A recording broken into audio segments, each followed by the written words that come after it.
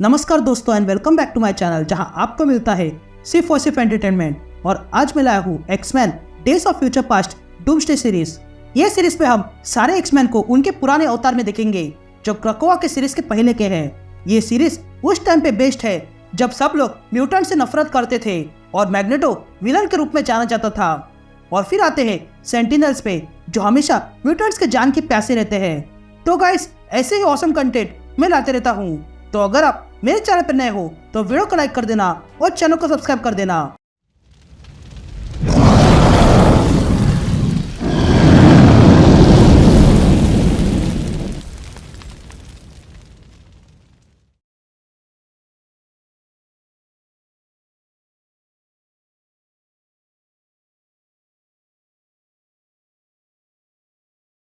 All right gang, ये issue की शुरुआत में हम ईयर 28 देखते हैं जहाँ पर सेंटिनल्स ने अटैक किया है और वो एक एक करके सारे म्यूटेंट्स को ढूंढकर मार रहे थे।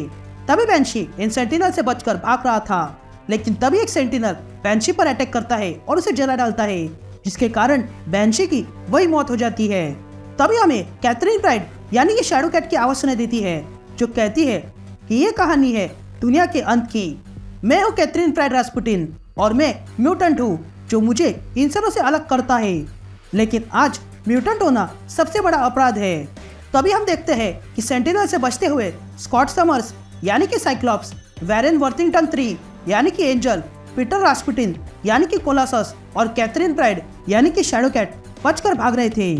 यहाँ गौर से देखोगे तो साइक्लॉप्स की पावर अब ड्रेन हो चुकी है, यानी कि अब वो अपनी आंखों से ऑप्टिक बीम्स नहीं छोड़ सकता है, पर वो फिर भी म्यूटेंट होने के कारण सेंटिनल्स उसके पीछे पड़े हुए हैं। तभी एंजल इन म्यूटेंट से कहता है कम ऑन जल्दी करो, हम बस हडसन आ चुके हैं। लेकिन तभी पीछे से एक सेंटिनल आ जाता है और एंजल को पकड़ लेता है और अपने दोनों हाथों से एंजल के 2 हिस्से करता है और उसे मार डालता है। ये देखकर कैथरीन चिल्लाती है, जिस पर स्कॉट कैथरीन से पूछता है कि क्या हुआ, जिस पर कैथरीन कहती है कि सेंटिनल ने एंजल को मार डाला है। तभी सेंटिनल एंजल को मारने के बाद फिर से म्यूटेंट को ढूंढने निकलता है, जिस पर स्कॉट कैथरीन और कोलोसस से कहता है कि तुम अपने बच्चों को लेकर यहाँ से जाओ, मैं इस सेंटिनल को रोक के रखता हूँ। जिस पर कैथरीन मना करती है, लेकिन स्कॉट उसकी बिना सुने सेंटिनल से लड़ने जाता है। तभी कैथरीन स्कॉट को रोकने जाती है, लेकिन कोलोसस उसे रोकता है और कहता है कि उसे जाने दो। यहाँ स्कॉट गन लेकर सेंटिनल के सामने आ जाता है और उस सेंटिनल पे गोलियां बरसाता है, लेकिन उससे सेंटिनल को कुछ नहीं होता है। तभी सेंटिनल स्कॉट को देख लेता है और उसे उठाता है और दूर फेंक देता है, जिसके कारण स्कॉट एक नुकीले चीज में घुस जाता है और उसकी वही मौत हो जाती है।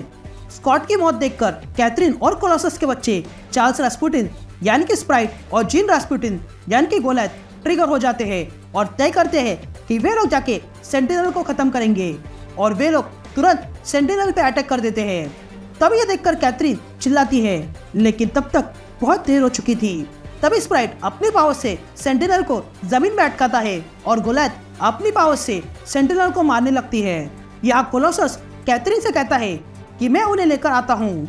ये कहते ही कोलोसस निकलता है, तो वही हम देखते हैं कि इन दोनों बच्चों ने सेंटिनल्स की अच्छी खासी हालत खराब कर दी थी। लेकिन सेंटिनल भी कोई कच्चा खिलाड़ी नहीं है, वो अगले ही पल अपना हाथ आगे करता है और अपने एनर्जी ब्लास्ट से एक ही पल में स्प्राइट और जिन को मार डालता है। ये देखकर कैथरीन और कोलोसस की मानो जान से निकल गई थी और वे लोग वहीं बैठ जाते हैं, क्योंकि अब उनके लिए जीने का मकसद ही नहीं था। फिर हम पास्ट में देखते हैं जहाँ से ये सब शुरू हुआ था। तभी हम देखते हैं कि डेस्टिनी ने सेनेटर केली का खून कर दिया है। तभी हमें कैथरीन प्राइड की आवाज सुनाई देती है जो कहती है ये सब कैसे शुरू हुआ, यही आप जानना चाहते हो ना। कुछ लोगों का कहना है कि ये सब सेनेटर केली की हत्या के बाद शुरू हुआ, लेकिन नफरत को फैलने के लिए सिर्फ एक बहाना चाहिए। सेनेटर केली की हत्या के बाद म्यूटेंट रजिस्ट्रेशन एक्ट जारी हुआ। मैट मर्डॉक ने इस एक्ट के खिलाफ कोर्ट में काफी बहस की, लेकिन कोई काम की नहीं थी और फिर सेंटिनल्स बनाए गए। सुप्रीम कोर्ट ने यह एक्ट जारी किया है और विलियम स्ट्राइकर को प्रेसिडेंट फॉर लाइफ बना दिया है। तभी हम देखते हैं कि बहुत से लोग धरने पर निकल चुके हैं। उसके बाद हम सेंटिनल्स को देखते हैं जो हर जगह घूम रहे हैं, और ये बात पहले तो सबको मामूली लगी, लेकिन फिर पता चला कि वो सेंटिनल्स कितने म्यूटेंट्स हैं ये पता कर रहे हैं। फिर आगे कैथरीन कहती है कि म्यूटेंट्स को रोकने के लिए गवर्नमेंट ने एवेंजर्स को बुलाया, लेकिन जब एवेंजर्स ने मना किया तब गवर्नमेंट ने अपनी खुद की टीम बनाई जिसका नाम था डिफेंडर्स, जिसके मेंबर्स थे जॉन वॉकर का captain America, iron monger, titania और नाइट्रो। तभी डिफेंडर्स एक्समैन पे अटैक कर देते हैं। तभी फ्रैंकलिन रिचर्ड्स और रेचल समर आयरन मॉन्गर पे अटैक करते हैं। तभी रेचल समर्स अपनी पावर से आयरन मॉन्गर का आर्मर तोड़ देती है और ओबडाय स्टेन को दूर फेंक देती है। तो वही दूसरी तरफ वुल्वरिन का सामना कैप्टन अमेरिका से होता है, जहां लड़ते समय वुल्वरिन कहता है ये ठीक नहीं है, कुछ तो गड़बड़ है यहाँ पे। तभी हम पोलारिस को देखते हैं जो नाइट्रो को मारने जाती है। तभी ये देखकर वुल्वरिन कहता है कि नाइट्रो में कुछ गड़बड़ है, ऐसा लग रहा है कि ये नाइट्रो के अंदर कुछ केमिकल रिएक्शन हो रहा है। ये कहते ही वुल्वरिन तुरंत पोलारिस को वापस बुलाने लगता है, लेकिन तब तक बहुत देर हो चुकी थी और नाइट्रो के साथ कुछ होने लगता है और वो अगले ही पल फट जाता है, जिसके कारण पोलारिस की वही मौत हो जाती है। फिर सीन शिफ्ट होती है और हम वॉशिंगटन डीसी में देखते हैं कि प्रेसिडेंट ने मार्शल लॉ डिक्लेयर कर दिया है। तभी हम हेनरी नाम के आदमी को देखते हैं जो कहता है कि प्रेसिडेंट ने मार्शल लॉ जारी किया है, जिस पर वैलेरी कूपर हेनरी से पूछती है कि प्रेसिडेंट ने ऐसा क्यों किया, कहीं ये सब स्टैनफोर्ड के हादसे के कारण तो नहीं हुआ। जिस पर वहाँ बैठा हुआ एक आदमी कहता है कि स्ट्राइकर से मार्शल लॉ लगवाना हमारा ही प्लान था।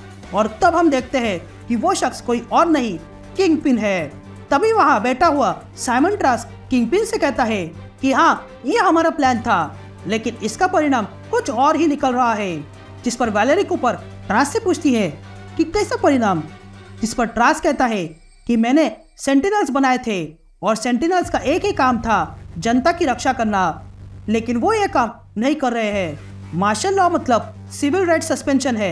जिस पर किंगपिन ट्रास्क से पूछता है कि तुम्हारे कहने का मतलब क्या है, ये सेंटिनल्स हम पर राज करना चाहते हैं। जिस पर ट्रास्क किंगपिन से कहता है कि वो हम पर राज नहीं करना चाहते हैं बल्कि राज कर रहे हैं। फिर सीन शिफ्ट होती है और हम एवेंजर्स मैंशन के बाहर दो लोगों की टीम को देखते हैं। एक वहां पर म्यूटेंट्स के खिलाफ प्रोटेस्ट कर रहे थे तो दूसरी टीम म्यूटेंट्स को सपोर्ट कर रही थी। और तब उन दोनों ग्रुप्स में लड़ाई शुरू हो जाती है। तभी उन लोगों को रोकने के लिए स्पाइडरमैन आता है, लेकिन हालात और बिगड़ते जा रहे थे। तभी स्पाइडरमैन लोगों को शांत करने लगता है, लेकिन तभी पीछे से एक आदमी स्पाइडरमैन के सर पे डंडा मारता है, जिसके कारण स्पाइडरमैन कमजोर पड़ जाता है। और तब वे सारे लोग स्पाइडरमैन पर ही अटैक कर देते हैं और स्पाइडरमैन को मार मार कर उसकी हालत खराब कर देते हैं। फिर सीन शिफ्ट होती है और हम चार्ल्स ज़ेवियर को देखते हैं जिसने सारे एक्समैन को बुलाया है। तभी प्रोफेसर एक्स एक्समैन से कहता है कि हालत और बिगड़ते जा रहे हैं, इसलिए मैंने तुम सबको यहाँ बुलाया है। मैग्नेटो इस एंटी म्यूटेंट लॉ से बौखला गया है और वो अब पता नहीं क्या करेगा, लेकिन मैग्नेटो का ध्यान खासकर न्यूक्लियर वेपन पर है और वो जरूर न्यूक्लियर वेपन पर अपना कंट्रोल जमाएगा। तभी चीन प्रोफेसर एक्स से पूछती है कि अगर हमने मैग्नेटो और उसके ब्रदरहुड को आज रोक दिया तो भी इसका क्या सबूत है कि ये लोग वापस नहीं आएंगे। जिस पर प्रोफेसर एक्स कहता है कि वो मुझे पता नहीं, लेकिन हमें आज का ही देखना होगा। तभी हम देखते हैं कि एक्समैन मैग्नेटो को रोकने के लिए आए थे और तब वे लोग देखते हैं कि मैग्नेटो ने सारे न्यूक्लियर मिसाइल्स को कंट्रोल करके रखा था। तभी वुल्वरिन मैग्नेटो से कहता है कि न्यूक्स को नीचे रख दो, जिस पर मैग्नेटो वुल्वरिन से कहता है कि इसे नीचे रखने के लिए मुझे सिर्फ एक वजह बताओ। तभी प्रोफेसर एक्स मैग्नेटो से कहता है एरिक, तुमने कभी सोचा कि तुम क्या कर रहे हो? ये उन लोगों का प्लान था और तुम वही कर रहे हो जो ये लोग चाहते हैं। तभी हम देखते हैं कि गवर्नमेंट ने सेंटिनल्स को एक्टिवेट कर दिया था। तभी मैग्नेटो प्रोफेसर एक्स से पूछता है कि मुझे बताओ चार्ल्स, इतने सारे लोग हैं जो हम पर नफरत करते हैं, लेकिन तुम्हें मैं ही नजर आता हूँ। ये लोग जैसे दिखते हैं वैसे नहीं है। ये लोगों को आज छोड़ दिया तो अगली बार पूरी तैयारी के साथ आएंगे। मुझे माफ कर दो चार्ल्स, लेकिन मुझे ये करना होगा। ये कहते ही मैग्नेटो सारे न्यूक्स को लेकर वहाँ से जाने लगता है। तब ये देखकर प्रोफेसर एक्स सोचने लगता है और वुल्वरिन से कहता है कि मैग्नेटो के पीछे जाओ और उसे रोको। ये कहते ही वुल्वरिन मैग्नेटो को रोकने निकलता है। यहाँ दूसरी तरफ गवर्नमेंट को मैग्नेटो का प्लान पता चल गया था, इसलिए गवर्नमेंट ने कुछ बचे हुए न्यूक्स को प्लेन से ट्रांसपोर्ट कर दिया था। लेकिन तभी उस प्लेन में साइक्लॉप्स, जीन और कैथरीन प्राइड आ जाते हैं।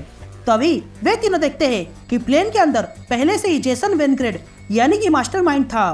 तभी मास्टरमाइंड को देखकर साइक्लॉप्स कहता है कि अपने हाथ पीछे करके घुटनों पर बैठ जाओ, जिस पर मास्टरमाइंड साइक्लॉप्स से कहता है कि तुम कोई अथॉरिटी नहीं हो जो मुझे अरेस्ट करने आए हो और मैं अरेस्ट हो जाऊंगा। ये कहते ही मास्टरमाइंड अपने इल्यूजन से वो जगह बदल देता है।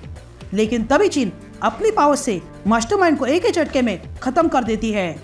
तभी कैथरीन प्राइड वहाँ कुछ देखती है और साइक्लॉप्स से कहती है कि जेन के इस वार से किसी तरह ये न्यूक्लियर एक्टिवेट हो गया है। जिस पर साइक्लॉप्स कैथरीन से पूछता है कि क्या तुम इसे बंद कर सकती हो, जिस पर कैथरीन ना कहती है। तभी जिन कैथरीन से पूछती है कि हमारे पास कितना समय है, जिस पर कैथरीन कहती है कि हमारे पास सिर्फ 15 मिनट है।